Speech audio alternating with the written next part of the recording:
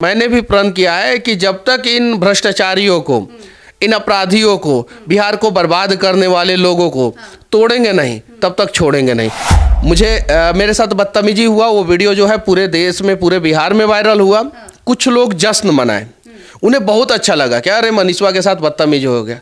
जब मैं जेल से निकला, पता है ज्योति, जब मैं रास्ते से गुजर रहा था ना, तो रास्ते के बीच में रोक के महिलाओं ने जो है मुझे, मेरा आरती उतारा और मुझे तिलक लगाया उसी नवादा में। जिस नवादा में जेल जाने से पहले मेरे साथ बदतमीजी हुआ था, उसी नवादा में। तो मेरा सीना जो है ना 56,000 इंच का हो गया। मैंने भी पहले बहुत सारा गलतियां की है, मतलब फेसबुक पे कुछ कमेंट कर देना, कुछ वीडियो बना देना, वीडियो में कुछ बोल देना। मैं उन सारे वीडियो के लिए माफ़ी मांगना चाहता हूँ। आपकी माँ को अब सीता माता चाहिए, कह रही है मेरे राम आए हैं, मेरे बेटे आए, अब हमें सीता का इंतजार है। तो क्या सीता जी लाएंगे आप? इस वक्त हमारे साथ मनीष कश्यप है और लगातार जब से जेल से रिहा हुए हैं तब से सभी में खुशी देखने को मिल रही है और हम भी बहुत खुश हैं। तो चलते हैं, सीधा बात करते हैं। सबसे पहले तो बहुत बहुत स्वागत। सबसे पहले तो मैं आप लोगों को धन्यवाद देना चाहता हूं कि मेरे चक्कर में आप लोगों को भी टॉर्चर किया गया, आप लोगों को भी बुलाया गया, आप लोगों से भी पूछताछ किया गया, आप लोगों को भी परेशान किया गया। और वो परेशानी अगर मैं बता दूं तो शायद बहुत सारे लोग जो है वो परेशान हो जाएंगे। मैंने अगर प्रशासन के नज़र में, सरकार के नज़र में मैंने वीडियो बनाया था तो मुझे परेशान करना चाहिए था। आप लोगों को, सारे स्टाफ्स को परेशान किया गया, ये गलत हुआ।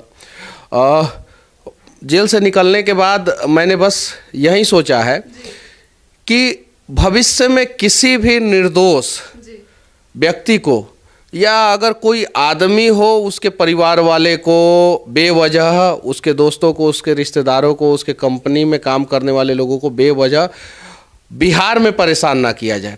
इसके लिए हम लोग लगातार लड़ाई लड़ते रहेंगे और मैं भी जेल से निकलने के बाद खुश हूँ। हम भी बहुत खुश हैं और खुशी हमारे चेहरे पे दिख रही है। पूरे बिहार में सब लोग खुश हैं।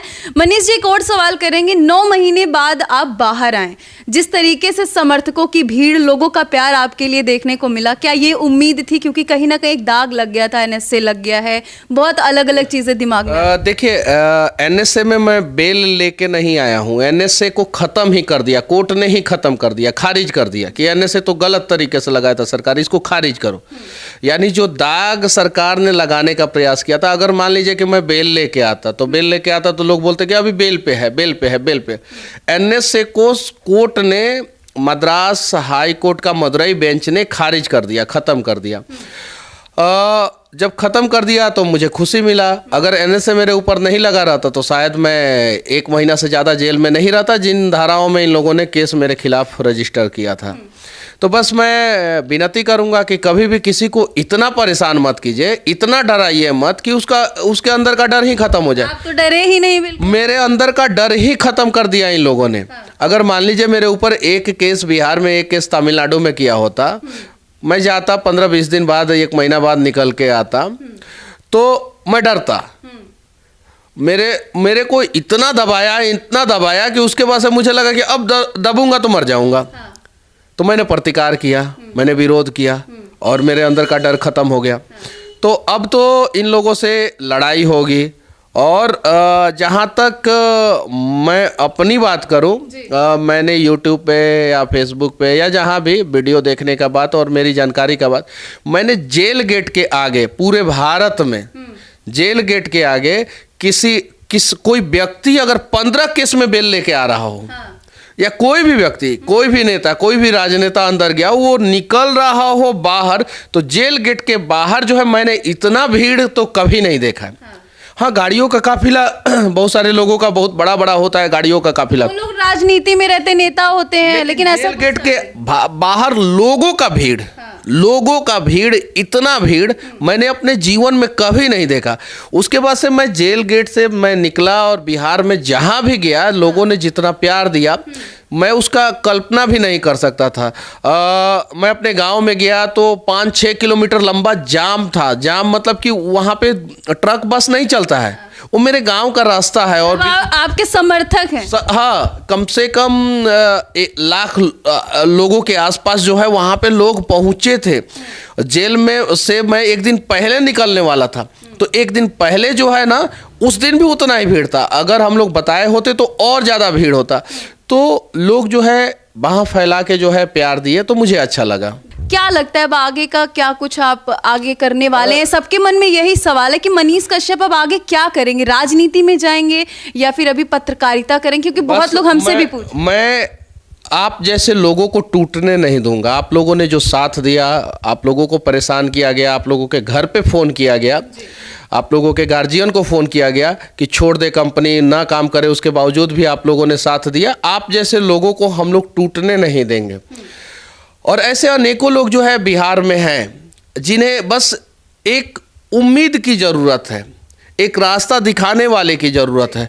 हम लोग जो है वो उम्मीद बनने का प्रयास करेंगे। एक मैं घटना के बारे में बताना चाहता हूँ आपसे। नवादा में 6 लोग जहर खा के मर गए थे। जेल जाने से 3-4 महीना पहले की घटना है। 6 लोग जहर खा के मर गए थे। मैं गया था उस घटना को दिखाने और उस घटना के तह तक जाने कि क्या सच्चाई है क्या नहीं है। मैं जब उस घटना को दिखा रहा था तो कुछ उपद्रवी तत्व जो है मेरे साथ बदतमीजी की हैं। मुझे रोके, वीडियो बनाए, यहाँ तक कि मारपीट का नौबत आ गया। गाली गलौज किए, मारपीट का नौबत आ गया यहाँ तक कि मैं क्या कर रहा था, 6 लोग जहर खा लिए थे, उनका वो 6 के 6 पूरा परिवार खत्म हो गया था। मैं उसके तह तक जाने का प्रयास कर रहा था, उसकी सच्चाई दिखा रहा था। यानी कुछ लोग चाह रहे थे कि मनीष कश्यप इसकी सच्चाई ना दिखाए। अगर मनीष कश्यप दिखाएगा तो सारे के सारे अपराधी जो है जेल के सलाखों के पीछे चले जाएंगे। मेरे साथ बदतमीजी हुआ। वो वीडियो जो है पूरे देश में, पूरे बिहार में वायरल हुआ। कुछ लोग जश्न मनाए, उन्हें बहुत अच्छा लगा कि अरे मनीषवा के साथ बदतमीजी हो गया। जब मैं जेल से निकला, पता है ज्योति, जब मैं रास्ते से गुजर रहा था ना, तो रास्ते के बीच में रोक के महिलाओं ने जो है मेरा आरती उतारा और मुझे तिलक लगाया। उसी नवादा में, जिस नवादा में जेल जाने से पहले मेरे साथ बदतमीजी हुआ था, उसी नवादा में। तो मेरा सीना जो है ना 56,000 इंच का हो गया। बिल्कुल होगा कि जरा सोचिए, जिस नवादा में कुछ दिन पहले मेरे साथ बदतमीजी हुआ, उसी नवादा में मैं उसके बाद से पहली बार आया और यहाँ पे महिलाएं जो हैं वो रोक के जो है मुझे बेटा कह रही हैं, मुझे भाई कह रही हैं, मुझे बाबू कह रही हैं और मेरा आरती उतार रही हैं, तिलक लगा रही हैं और मेरे ऊपर फूल बरसा रही हैं। तो आप अच्छा काम करेंगे तो लोग आपका साथ देंगे और अच्छा काम नहीं करेंगे तो लोग विरोध करेंगे। तो अच्छा काम करेंगे, लोग साथ देंगे, लेकिन उसमें भी कुछ लोग आपके विरोध में खड़े रहेंगे। जैसा कि अभी भी बिहार में कुछ लोगों के अंदर खलबली मचा हुआ है। आपके आने के बाद से तो बहुत ज्यादा खलबली देखने को मिल रही है। या फिर आपके विरोधियों के दिल की बात कर लें या फिर अभी राजनीति की बात कर लें। मैंने भी पहले बहुत सारा गलतियां की है। मतलब फेसबुक पे कुछ कमेंट कर देना, कुछ वीडियो बना देना, वीडियो में कुछ बोल देना। मैं उन सारे वीडियो के लिए माफ़ी मांगना चाहता हूँ कि अगर मेरे बातों से किसी को के भावनाओं को ठेस पहुंचा होगा, किसी अच्छे व्यक्ति को, किसी राष्ट्रवादी व्यक्ति को जो देश के बारे में सोचता है, वैसे लोगों को अगर किसी भी प्रकार से मेरे बातों से ठेस पहुंचा होगा, मैं उन सभी लोगों से माफ़ी मांगना चाहता हूं। और बचपना में कुछ गलतियां हो जाती है, मेरे से भी गलतियां हुई, लेकिन जेल से निकलने के बाद आप लोगों को मनीष कश्यप 2.0 देखने को मिलेगा। हम लोग ऐसा प्रयास करेंगे कि हमारे वजह से देश का कोई भी सभ्य नागरिक को किसी भी प्रकार की परेशानी ना हो। बिहार के बदलने का जो सपना आप लगातार लेके चल रहे हैं, क्या लग रहा है कि आपके अकेले इस सपने को देखने से ये सपना पूरा होने वाला है? देखिए, सपना तो देखने के लिए अकेले शुरुआत तो करना पड़ेगा जी। किसी स्वतंत्रता सेनानी ने पहली बार सपना देखा होगा कि देश को आज़ाद कराएंगे, देश आज़ाद हुआ कि नहीं हुआ? तो शुरुआत तो करें हम। जो सपना बिहारियों के आंखों का मर चुका है उसे जिंदा तो करें। और जिस दिन 13 करोड़ 80 लाख बिहारियों के आंखों का सपना जिंदा हो जाएगा, पूरा बिहार बदल जाएगा। कुछ लोग तो कहते हैं जो सत्ता में है कि बिहार का विकास हो रहा है, हम बिहार को बदल रहे हैं, तो फिर कैसे मान? जनता से पूछा जाए ना, ये मेरे से भी नहीं पूछा जाए, ये नेताओं से भी नहीं पूछा जाए, पब्लिक से पूछा जाए। 2 पैरामीटर आप छोड़ दीजिए, बिजली और सड़क। बिजली और सड़क क्यों सरकार देता है उसके पीछे समझने की जरूरत है। बिजली का आप बिल देते हैं और बिजली जब देता है तो आप बल्ब खरीदते हैं, टीवी खरीदते हैं, कंप्यूटर खरीदते हैं, मोबाइल खरीदते हैं, तो इससे जो है बिजनेस बढ़ता है, बिजनेसमैन को फायदा होता है। सड़क इसलिए कि वो सारी चीज़ें जो है आपके घर तक पहुंच सके, ट्रांसपोर्टेशन।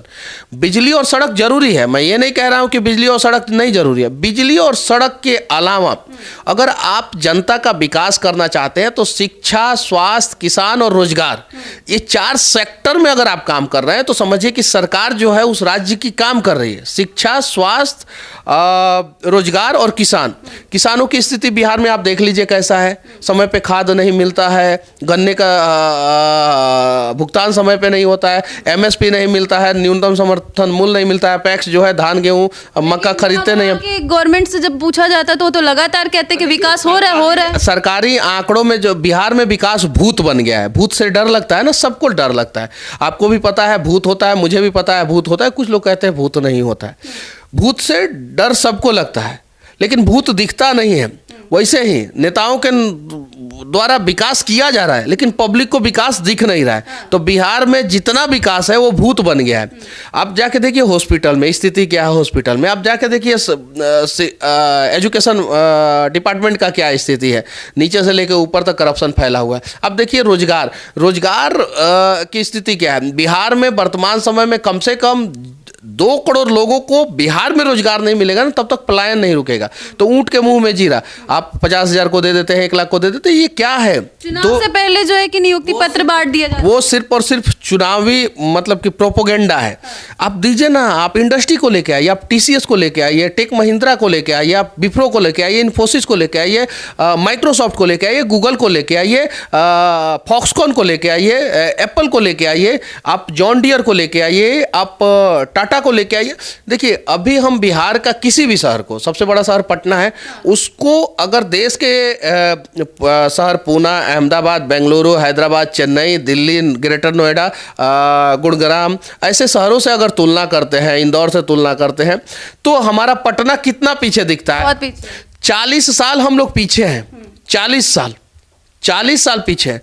तो उस गैप को अगर सरकार नहीं भर पा रहा है ना, तो समझिए सरकार विकास नहीं कर रहा है। सरकार जो योजनाएं ला रहा है वो सिर्फ और सिर्फ अपने ठेकेदार का पेट भरने के लिए, अपने रिश्तेदारों का, जैसे जो नेता हैं उन्हीं के रिश्तेदार जो है ठेकेदार होते हैं, उन्हीं के रिश्तेदार जो है ज़्यादातर दलाल होते हैं, उन्हीं के रिश्तेदार जो है खाद का कालाबाजारी करते हैं, बीज का कालाबाजारी करते हैं, ठेकेदारी करते हैं, हॉस्पिटल में मरीजों का इलाज नहीं होने देते हैं ताकि प्राइवेट नर्सिंग होम चले, सरकारी स्कूल का स्थिति नहीं सुधारते हैं ताकि प्राइवेट उनका स्कूल चले।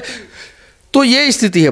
इस स्थिति को जब हम लोग बदलेंगे तब हम समझेंगे कि हाँ बिहार का विकास हो रहा है। जब आप जेल से बाहर आए, आप दशरथ मांझी के गांव गए थे, वहां पे आपने कहा जब तक तोड़ेंगे नहीं, जब तक छोड़ेंगे नहीं, तोड़ेंगे नहीं, ऐसी कुछ लाइन थी। तो ये कहने का मतलब क्या था? लोग कहते हैं कि जो है कि अपने अंदर का जो भड़ास निकाल रहे हैं मनीष कश्यप। नहीं, ऐसा नहीं है, ये तो भड़ास नहीं है। बस बिहार में एक भ्रष्टाचार रूपी पहाड़ जो है ना, एक अत्याचार रूपी पहाड़ जो है ना, गरीबों का हक मारने वाला पहाड़ जो है ना, बहुत बड़ा हो चुका है। उसको तोड़ना जरूरी है।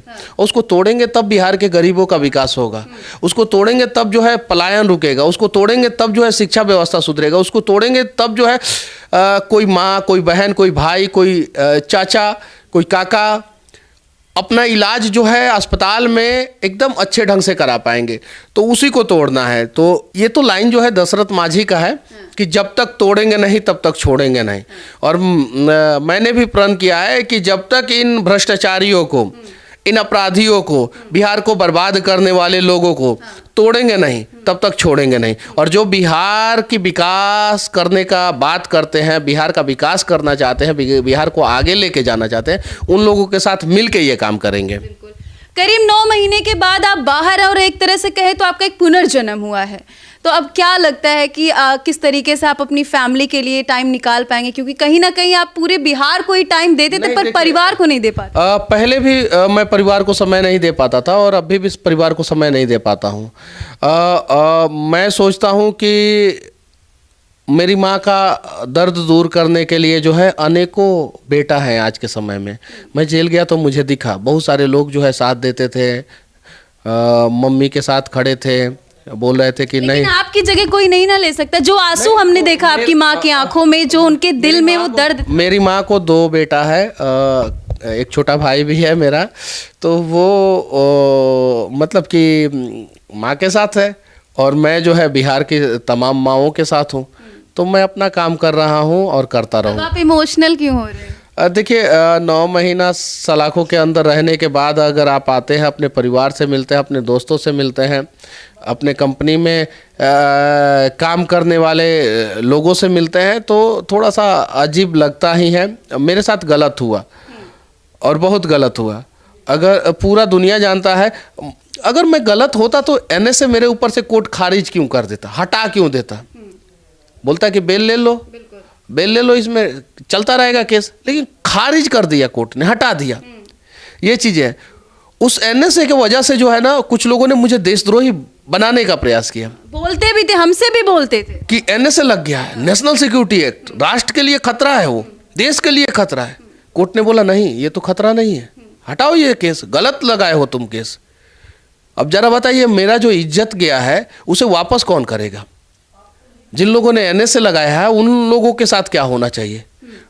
ऐसा तो अत्याचार वो लोग किसी के साथ कर सकते हैं, किसी के ऊपर लगा सकते हैं। मैं तो थोड़ा सा, लोग मुझे जानते थे, डिजिटल मीडिया के पत्रकार मुझे अच्छे ढंग से जानते थे, उन लोगों ने सपोर्ट किया, दुनिया तक पहुंचाया कि मनीष कश्यप के ऊपर जो NSA लगा था वो खत्म हो गया। अरे ऐसे अनेकों लोग हैं जिनके ऊपर ऐसी ऐसी धाराएं लगा दी जाती है और वो उनका पूरा परिवार, उनका पूरा जिंदगी बर्बाद हो जाता है। और ये चीजें शायद बहुत लोग को पता भी नहीं हो। जरा सोचिए कि मेरे जैसे थोड़ा बहुत फेमस, थोड़ा बहुत, ज़्यादा नहीं, थोड़ा बहुत 10, 20, 50, 100 लोग जानते हैं, जो भी लोग जानते हैं, मेरे जैसे व्यक्ति के ऊपर इन लोगों ने बिना सोचे समझे NSA लगाया। जरा सोचिए, एक आम आदमी को जो है परेशान करने के लिए किन किन धाराओं में ये केस करते होंगे, कैसे जेल में डालते होंगे। ये चीज़ है, ह्यूमन राइट को जो है इस पर संज्ञान लेना चाहिए, ह्यूमन राइट को संज्ञान लेना चाहिए और इन लोगों को माफ़ी मांगना चाहिए मेरे से कि NSA लगा के हम लोगों ने गलत किया। मान लीजिए हम सरकार के खिलाफ अगर कुछ करते हैं, मान लीजिए हम देश के खिलाफ कुछ करते हैं, गलती होता है तो सरकार सजा देता है, कानून सजा देता है। अगर एक जनता के खिलाफ जो है सिस्टम में बैठे हुए लोग अगर गलती करें तो क्या वो माफ़ी तक भी नहीं मांग सकेंगे? इन्हें माफ़ी मांगना चाहिए। एक आखिरी सवाल, आपकी माँ को अब सीता माता चाहिए, कह रही है मेरे राम आए हैं, मेरे बेटे आए, अब हमें सीता का इंतजार है, तो क्या सीता जी लाएंगे आप? नहीं, माँ सीता से तो किसी की तुलना नहीं हो सकती है और राम से भी किसी की तुलना नहीं हो सकती है। वो भगवान है, वो आराध्य है। हम लोग तो उनके पैरों की धूल है, तो हम लोग जो कर रहे हैं करते रहेंगे। और इस पे अगर मैं कुछ भी बोलता हूँ तो मम्मी BP की गोली खाने लगती है, तो मम्मी की बात मानना नहीं, मम्मी की सारी बातों को मानूंगा, मम्मी के सारे सपनों को पूरा करूंगा बस।